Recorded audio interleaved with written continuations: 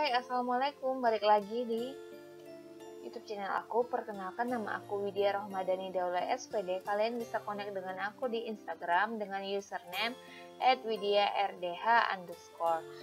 Dan aku adalah guru di SMP Negeri 25 Medan. Video ini aku persembahkan untuk siswa-siswi aku di kelas 8D, E, F, G, dan H.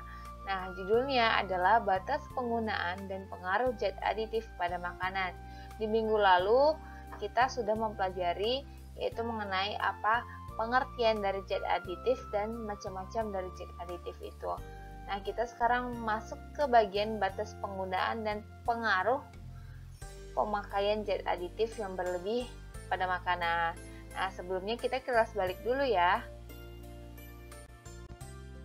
Zat aditif adalah zat yang ditambahkan pada makanan baik dalam pemrosesan, pembuatan, pengolahan, pengemasan, ataupun penyimpanan makanan itu sendiri. Nah, dengan begitu ditambahkanlah zat aditif. Tujuan penambahan zat aditif itu yang pertama untuk mempertahankan nilai gizi, yang kedua untuk menjaga kestabilan mutu makanan, dan yang ketiga membuat makanan itu tampak terlihat lebih menarik, dan yang keempat adalah membuat makanan itu lebih tahan lama, artinya penyimpanannya lebih panjang. Berdasarkan sumbernya, zat aditif dibedakan menjadi dua macam. Zat aditif alami yang bersumber dari bahan-bahan alami, kemudian zat aditif buatan yang bersumber dari senyawa-senyawa kimia yang dibuat di dalam laboratorium atau industri, yang dimana komposisinya mirip dengan zat aditif alami. Nah, contoh zat aditif alami misalnya gula aren sebagai pemanis ya. Sedangkan contoh zat aditif buatan misalnya untuk penyedap banyak orang menggunakan MSG, monosodium glutamat gitu. Oke, kita masuk kepada inti pembelajaran kita yaitu batas penggunaan zat aditif. Nah, di sini batas penggunaan zat aditif ini kita sering kenal dengan istilah ADI. ADI itu adalah acceptable daily intake. Apa Bu acceptable daily intake itu? Adalah batasan yang tidak menimbulkan resiko jika dikonsumsi oleh manusia dengan perhitungan per kilogram berat badan. Artinya, ADI ini adalah batasan yang diberikan kepada kita untuk mengkonsumsi zat aditif berdasarkan berat badan kita. Jadi misalnya orang yang berat badannya 30 kg dengan 60 kg itu berbeda jumlah batasan yang dapat ia konsumsi dari zat aditif itu. Zat aditif ini ADI dapat kita lihat di kemasan belakang ya. Pada makanan jajanan, minuman, dan lain sebagainya dalam bentuk kemasan dapat kita lihat informasi ADI-nya di belakang ini. Nah, dapat kita lihat di sini dia mengatakan bahwa ADI-nya 11 mg per kilogram berat ya, yaitu natrium siklamat ya, itu berarti adalah pemanis dan juga pengawet ya. Kemudian pemanis buatan dia juga menggunakan aspartam dengan nilai ADI 50 mg per kilogram berat badan. Jadi misalnya kalau kamu berat badannya 50 kg, kamu mengkonsumsi ini berarti kamu dapat menghitung batas ADI yang dapat kamu konsumsi dari just juice ini. Misalnya kamu menggunakan makanan ini untuk minuman ya. Nah, di sini terdapat natrium siklamat 11 mg per kilogram. Berarti batas maksimal kamu dapat mengkonsumsi siklamat yang ada pada just juice ini adalah 11 mg dikali berat badan kamu, berarti 11 dikali 50 kg berat badan kamu misalnya, berarti kamu dapat mengkonsumsi natrium siklamat ini sebanyak 550 mg seperti itu. Pokoknya setiap kemasan biasanya terdapat informasi nilai gizi dan juga informasi tentang ADI. Nah, ini merupakan batas penggunaan zat aditif. Misalnya di sini sakarin ya. Sakarin ini adalah pemanis buatan. Berdasarkan Permenkes RI per kilogram makanan, berarti dalam setiap makanan itu pemerintahan Menteri Kesehatan sudah menakarnya bahwa setiap satu kemasan batasan makanan itu per kilogramnya jika memuat zat aditif sakarin dia harus berkisar pada 50 mg sampai 300 mg. di atas itu tidak boleh ya. Kemudian di sini batas ADI per kilogram berat badannya belum ada, tidak ada batasannya, belum ada. Contohnya kita ambil di sini adalah asam benzoat ya. Asam benzoat ini merupakan zat aditif ya untuk pengawet. Nah, batasan Permenkes RI, jadi pemerintahan, Menteri Kesehatan itu memberikan batasan dalam suatu produk itu harus ada, jika ada asam benzoat dia harus memuat 600 mg sampai 1 gram. Ya, di atas itu tidak diperbolehkan. Kemudian batasan ADI per kilogram berat badan berarti setiap orang mengonsumsi ADI itu yaitu dengan batasan 0 sampai 5 mg per berat badan ya. Selebihnya tidak boleh ya, sudah diatur ADI dan jumlah dari zat aditifnya per kemasan ya. Misalnya sebagai contoh di sini seorang siswa dengan berat badan 40 kg mengonsumsi makanan mengandung zat aditif dengan ADI 5 mg per kilogram. Nah, zat aditifnya tidak disebutkan ya, pokoknya dia disebutkan bahwa ADI-nya 5 mg per kilogram berat badan. Maka batas maksimal harian zat aditif tersebut yang diperbolehkan untuk dimakan adalah 5, yaitu ADI-nya 5 mg dikali 40 kg berat badannya sehingga 200 mg. 200 mg inilah yang dapat ia konsumsi zat aditif itu per hari, selebihnya tidak boleh. Nah, pengaruh zat aditif pada kesehatan. Tadi kita udah ngebahas bagaimana batasan penggunaan zat aditif setiap hari yang dapat kita konsumsi ya, berdasarkan berat badan kita. Nah, sekarang kita harus tahu zat aditif apa yang memberi pengaruh buruk terhadap kesehatan kita. Biasanya zat aditif yang memberikan pengaruh buruk itu adalah zat aditif sintetis atau buatan. Zat aditif sintetis ini kan zat aditif yang diproduksi di laboratorium atau industri-industri kimia yang dimana menghasilkan sebuah zat yang mirip dengan zat aditif alami itu. Nah, contohnya di sini adalah aspartam. Aspartam ini aman dikonsumsi dengan batas ADI 40 mg per kilogram berat badan.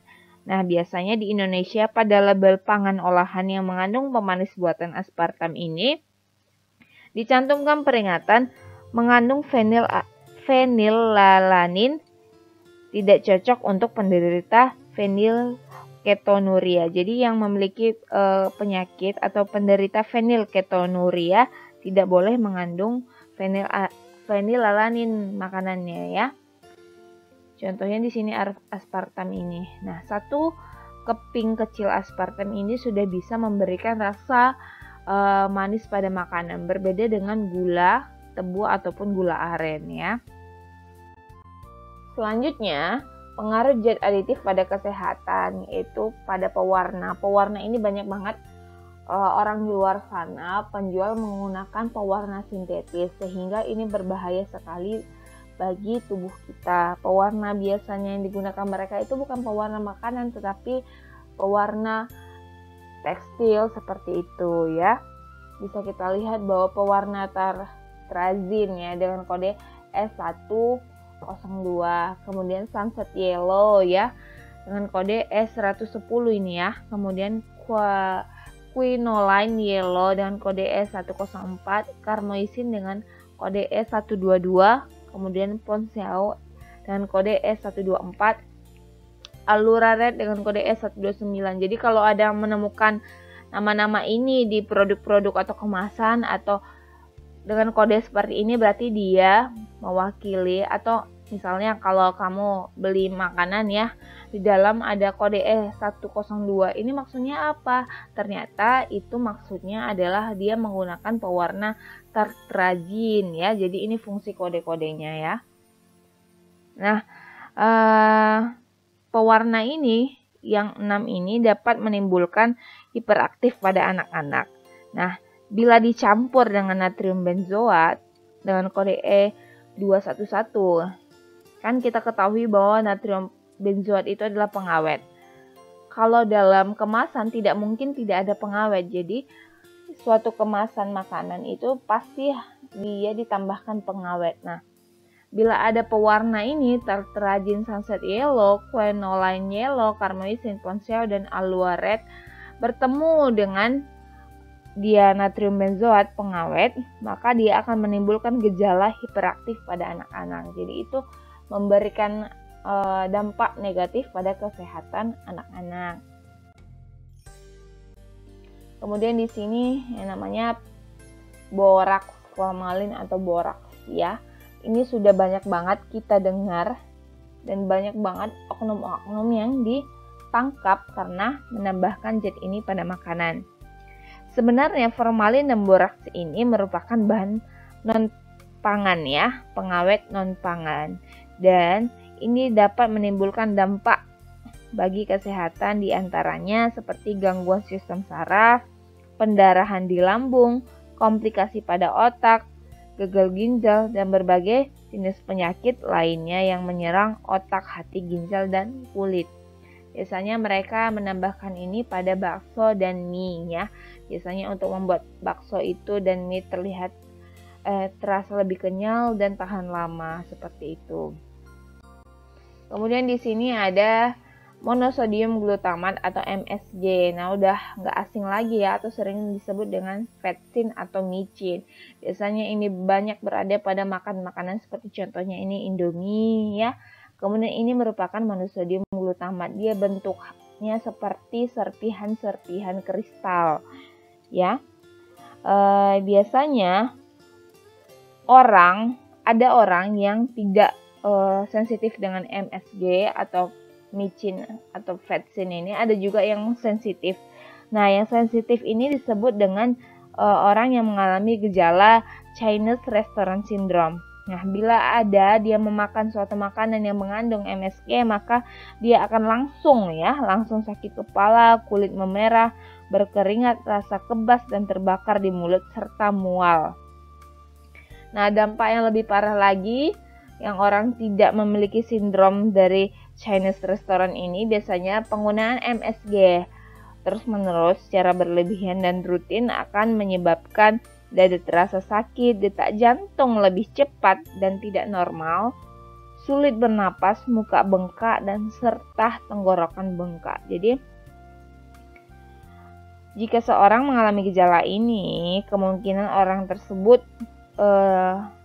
sensitif dan juga banyak mengandung MSG atau monosodium glutamat di dalam tubuhnya gitu ya. Berarti dia banyak makan MSG. Itu dia gejala-gejalanya. Jadi jangan sering-sering makan Indomie atau bilang sama orang tua untuk tidak menggunakan MSG. Jadi apa Bu kalau kita tidak menggunakan MSG? Apa penyebabnya? Banyak sekali rempah-rempah di Indonesia yang dapat kita gunakan untuk memberi rasa sedap pada makanan. Misalnya itu kan bawang putih, bawang merah, lada, bubuk. Biasanya kalau chef itu sebut dengan namanya seasoning. Jadi kunci dari makanan itu adalah di seasoning, bukan di penyedap MSG gitu ya. Selanjutnya di sini ada pengaruh zat aditif pada kesehatan, yaitu pewarna rodamin B. Nah, rodamin B ini sudah sangat familiar sekali di telinga kita bahwa dia memberikan warna merah mencolok sekali pada suatu makanan, minuman, atau produk-produk kecantikan. Contohnya di sini biasanya di makanan begini biasanya mengandung rodamin B. Ciri-cirinya dia memberikan warna merah yang mencolok ya. Kemudian kalau kalian tahu dan misalnya anak-anak ibu menggunakan ini atau melihat kakaknya ibunya menggunakan ini, katakan stop untuk menggunakan lip tint ini, yaitu lip tint Tony Moly. Dia sudah positif menggunakan pewarna rodamin B gitu ya. Nah, pewarna rodamin B ini sebenarnya adalah pewarna tekstil dan kertas. Biasanya orang menggunakan ini pada kerupuk, pada agar-agar, pada lip tint, cabai merah ya yang dijual di kemasan cabai merah giling ya, terasi gitu ya. Nah, ini rodamin B ini dilarang karena bersifat karsinogenik ya. Karsinogenik itu artinya penyebab kanker. Jadi banyak banget orang yang menggunakan ini karena dia sekali serbuk kecil aja dia sudah mengeluarkan warna ya. dan ini banyak membuat penyebab-penyebab kanker atau karsinogenik karena di dalamnya mengandung klorin ya. Nah, selanjutnya adalah sakarin. Nah, sakarin ini adalah dia pemanis ya. Pemanis bentuknya seperti garam kasar. Pemanis buatan biasanya digunakan para penjual minuman di sekolah-sekolah, di pinggir jalan ya, karena dengan sedikit aja 3 dadu penambahan ini, ditambahkan 3 dadu sakarin ini, sedikit aja langsung manisnya banyak yang mencuat banyak. Contohnya itu pada minuman-minuman ya. Jadi kalau mulai dari sekarang kalau udah mempelajari ini bisalah dicek, dibaca di bagian komposisi nutrisinya ya, di belakang itu kandungan-kandungan apa saja yang ada pada makanan atau minuman yang kamu beli. Nah, sakarin ini pemanis buatan sebenarnya sudah dinyatakan aman, meskipun ada beberapa orang yang sensitif terhadap kandungan sulfonomida pada sakarin sehingga menyebabkan alergi, sakit kepala, sesak napas, diare dan gatal. Oleh karena itu dianjurkan pembatasan penggunaan sakarin. Sebenarnya nggak berbahaya, tapi kalau berlebih jadi berbahaya ya. Ada juga orang yang sangat sensitif dengan pemanis buatan ini sehingga dibatasi penggunaannya. Ya kan ada adinya ya. Jadi kita harus pintar-pintar mulai dari sekarang. Ternyata udah selesai nih kita. Jadi cukup sekian video dari Ibu. Video pembelajaran, semoga anak ada Ibu di SMP Negeri 5 kelas 8D, E, F, G, dan H paham akan penjelasan ini. Untuk lebih pahamnya lagi dibaca bukunya. Nah, jangan lupa untuk follow Instagram Ibu di @widyardh_. Bila kalian ingin di follow back silahkan DM, dan jangan lupa untuk like, comment, share, and subscribe channel ini biar Ibu lebih semangat lagi buat video pembelajaran untuk kalian. Dan untuk saran-saran juga bisa komen di bawah. Dan tugasnya akan Ibu berikan setelah video ini Ibu share ke kalian ya. Wassalamualaikum warahmatullahi wabarakatuh.